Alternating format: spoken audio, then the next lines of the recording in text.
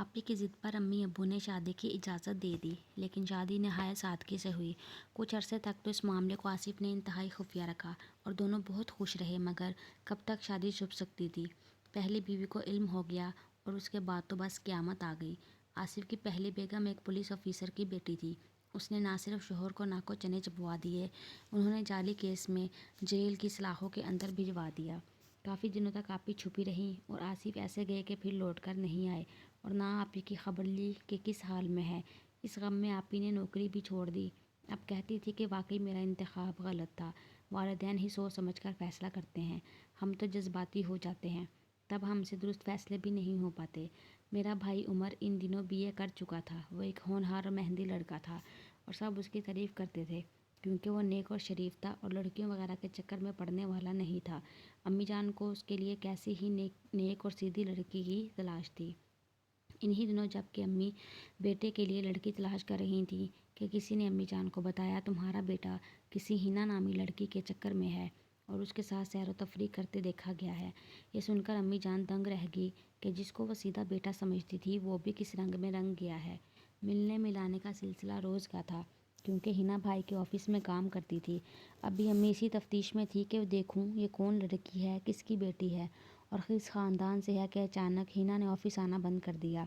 मेरा भाई बहुत परेशान हुआ कि वो कहाँ चली गई है। तभी मालूम हुआ वो छुट्टी पर है।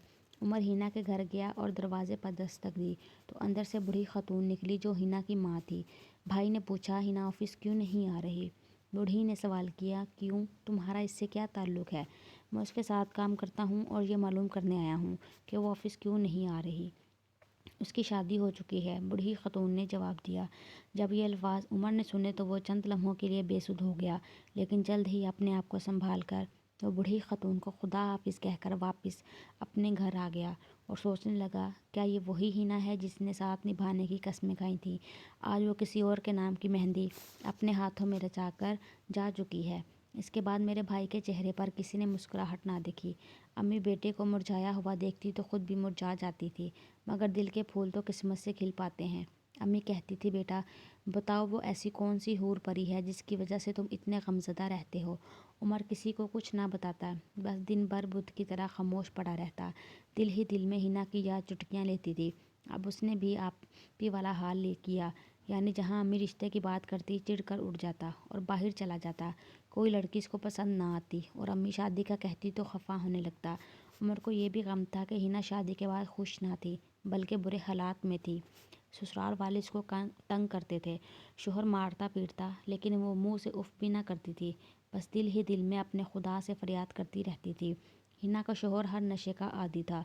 वो रात रात भर गायब रहता, अगर घर आ जाता तो बीवी को मारता पीटता, और वह इसलिए तमाम जुल्म सहती थी कि शोहर का घर ही औरत का असली घर होता है।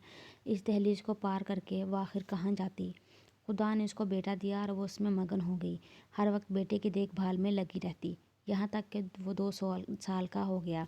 उमर भाई हिना की पल पल की खबर रखते थे। एक दिन पता चला कि उसका शोहर ज़्यादा नशा करने से फौत हो गया। मोहल्ले के लोगों ने इसके कफन दफन का इंतज़ाम किया।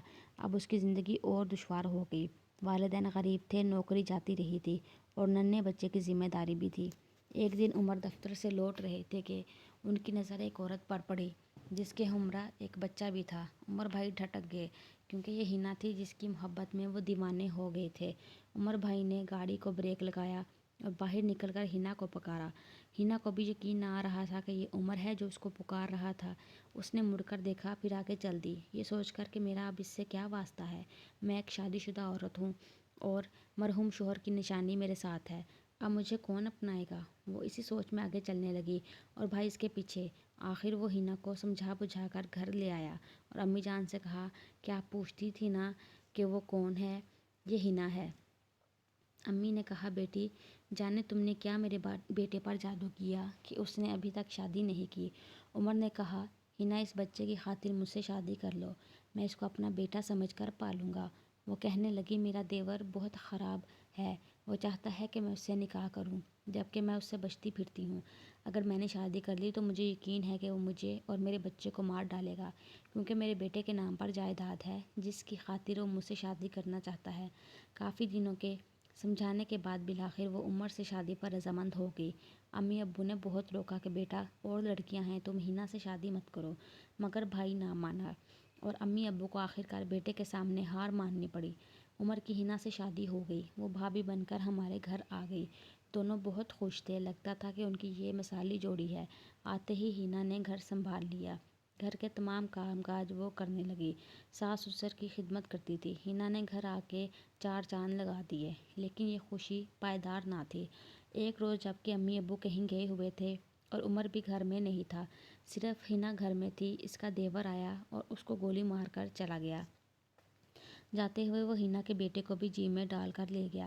عمر کو ہینا کی موت کا بہت صدمہ ہوا۔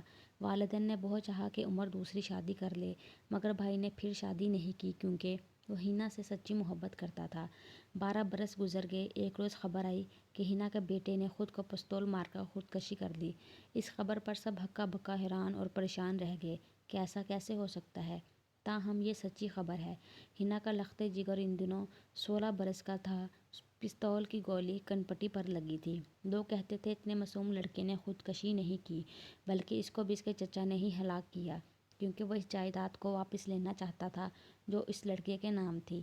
اللہ جانے اصل حقائق کیا ہیں، لیکن افسوسناک امر یہ کہ قاتل کو گرفتار کیا گیا اور نہ اس کو سزا ہوئی، کیونکہ یہ اثر و رسوخ والا شخص تھا۔ آج وہ اپنے بھائی کی جائیداد کا بھی وارث ہے، کیونکہ اصل وارث تو مارے گئے۔ عمر بھائی نے دوبارہ شادی نہ کی، وہ بیرون ملک چلے گئے۔ آپ ہی کو طلاق ہو چکی ہے، اب ان کا حسن ماند پڑ گیا ہے۔ جس حسن پر وہ اتراتی تھی اور کسی کو خاطر میں نہیں لاتی تھی، اسی حسن کے غرور نے ان کو خالی ہاتھ کیا، اور وہ اب پچھتاتی ہیں، مگر اب پچھتائے کیا ہوت جب چڑیاں چگ گئیں کھیت۔